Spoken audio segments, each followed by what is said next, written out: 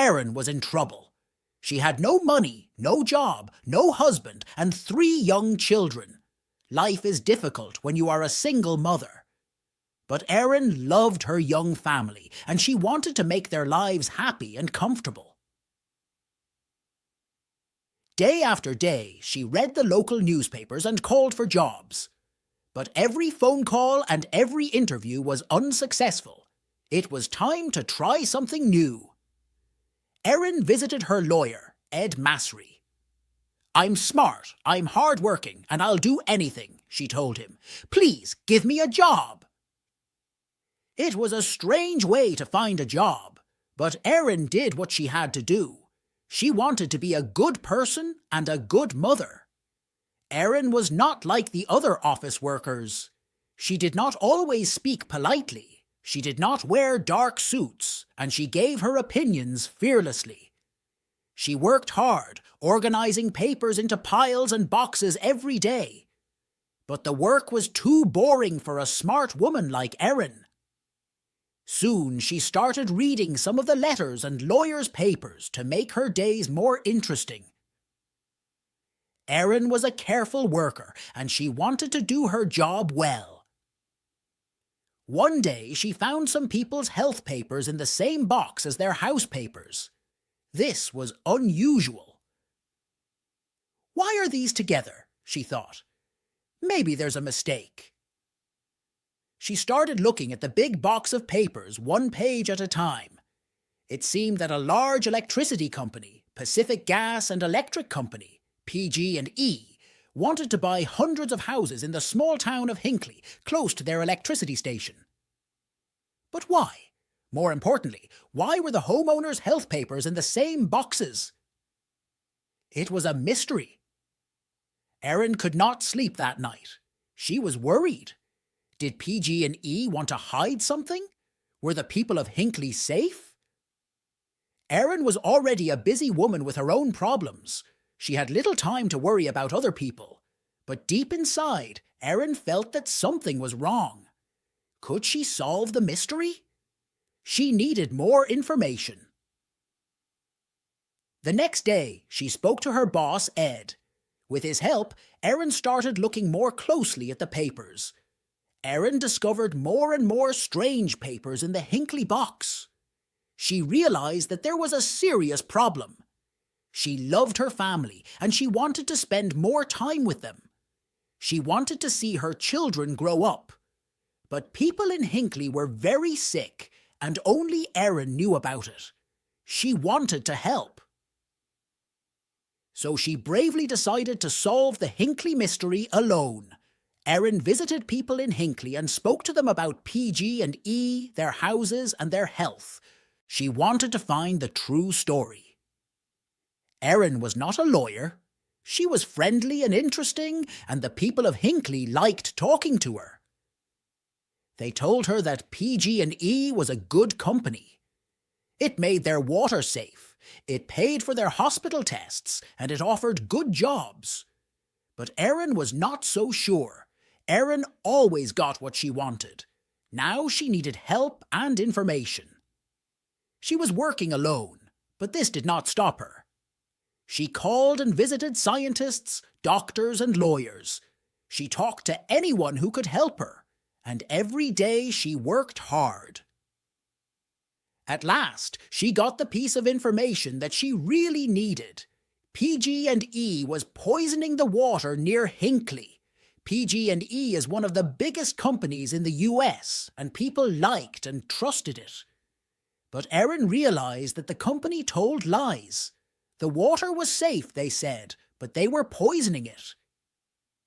Erin was not important, famous, or rich. She was not even a lawyer. But she decided to fight against PG&E for the people of Hinckley.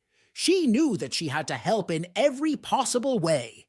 How many people were poisoned in Hinckley? Was anyone in danger? Erin returned to the town to find out. People knew Erin now. They trusted her, and they talked honestly about their health problems. Hundreds of people in Hinckley had terrible illnesses, and some were dying.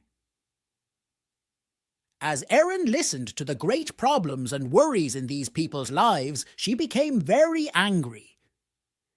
PG and E knew that it was killing people. It was expensive to clean the water from its electricity station. So the dirty water ran into Hinckley's river and drinking water. Now the company wanted to buy the houses and keep the secret. It was not worried about the people who became sick. It was worried about possible payments to those people. Money was a big problem for Ed Masry too at this time. Erin's work was important. He knew that. But lawyers only get paid when they win.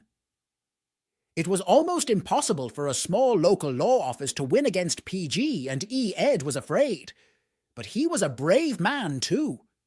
He trusted Erin, and Erin's courage and hard work carried them through the most difficult times. From start to finish, Erin's work for the people of Hinckley took more than 5 years. During that long and difficult time, Erin and Ed made a great team. As Erin talked to different Hinckley people, her name and face became famous in the town. She had to be careful, though she did not want PG and E to know about her work. As more people told their stories, Erin got the necessary information. She worked longer and longer hours. She still had a family to look after too. Her body and mind were tired, but she knew that quick action was important. Finally, it was time to fight PG, and Erin and Ed sent 634 notices for lawsuits from their small office to the large, expensive offices of PG and E. It was brave, but was it crazy? PG and E was a dangerous enemy.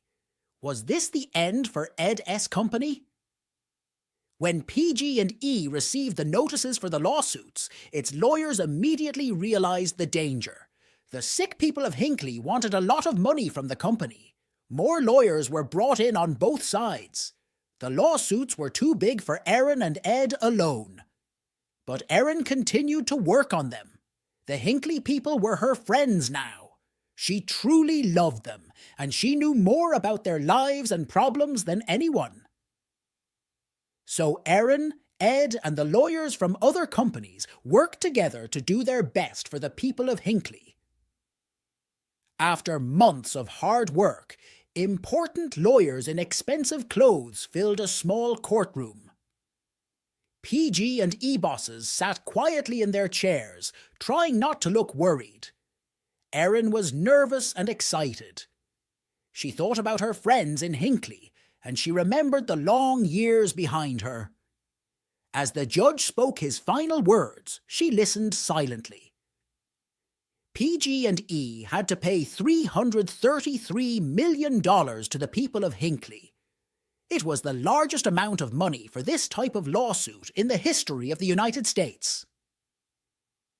This also gave hope to other ordinary people and small law offices. And when PG and E stopped poisoning the water at Hinckley, hundreds of people's lives were saved. After their fight against PG and E, Erin and Ed had enough money to stop working forever. But today, Erin is still working for Ed's office. She is not a lawyer. She always liked to do things her own way, and she has not changed. But her health, her family, and the people of Hinckley are more important. Today she works for other ordinary people who are fighting against big companies. Her courage and hard work continue to help people and save lives.